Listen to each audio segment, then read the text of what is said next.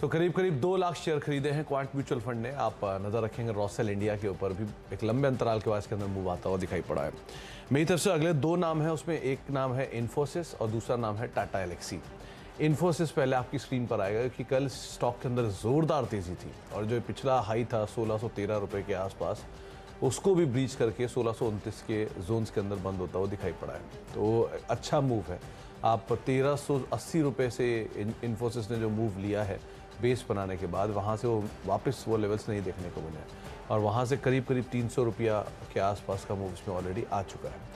तो बढ़िया इन्फोसिस का मूव है। हालांकि ऊपरी स्तर से बहुत टूटा भी था ये स्टॉक, तो लेकिन जो पार्टिसिपेशन है वो लार्ज कैप स्टॉक्स में और आईटी ने कल ड्राइविंग सीट पकड़ी थी, तो शायद ये कैरी फॉरवर्ड कर भी सकती है। तो इन्फोसिस के ऊपर आप नज़र रखेंगे।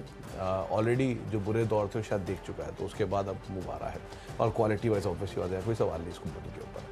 दूसरा नाम है टाटा एलेक्सी का। टाटा एलेक्सी को चुनने की वजह, आप 10,000 रुपये के आसपास के हाइज, वहाँ से अगर रिट्रेसमेंट के हिसाब से देखेंगे तो करीब करीब 6600-6700 के जोन्स के अंदर आके थोड़ा बहुत रेस्ट लेना चाहिए। ये वही जोन्स पे अभी पहुंच चुका है 6600-6700 के जोन्स के अंदर। तो बहुत ज़्यादा शायद यहाँ से अब डाउन साइड ना खुलेगी, ऑलरेडी बहुत ज़्यादा पिटाई इसमें हो भी चुकी है।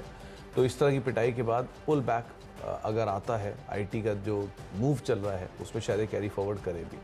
ऑलमोस्ट अपने सारे ईयरली गेन से गिव अप कर चुका है, साल के लोज भी एक बार हिट कर चुका है, तो शायद वापस ये अब मूव दिखा सकता है। तो टाटा एलेक्सी में लोअर लेवल से पुल बैक के लिहाज से आप नज़र रख सकते हैं, शायद यहाँ पर भी एक बढ़िया मूव आता हुआ दिखाई पड़ सकता है। अच्छा, एक और स्टॉक जो मुझे चुनना है वो है रेलवे में से टेक्समैको रेल। रेलवे स्टॉक्स जो लार्जली सबसे बढ़िया आउट परफॉर्म करके गए हैं हाल फिलहाल की तेज़ी में, railways, defence and PSU banks. तो उसमें रेलवेज में से टेक्समैको रेल को चुनने की वजह कि बहुत लंबे समय के बाद, करीब करीब शायद 4 साल बाद या कई साल बाद, इसने वो 54 रुपये का जो लेवल था वो तोड़ा है और 57 रुपये के लेवल के आसपास की क्लोजिंग देखने को मिली। कल की तेज़ी के बाद इसने वो लेवल को ब्रीच किया 54-55 रुपये के जोन में जहाँ ये अटकता था।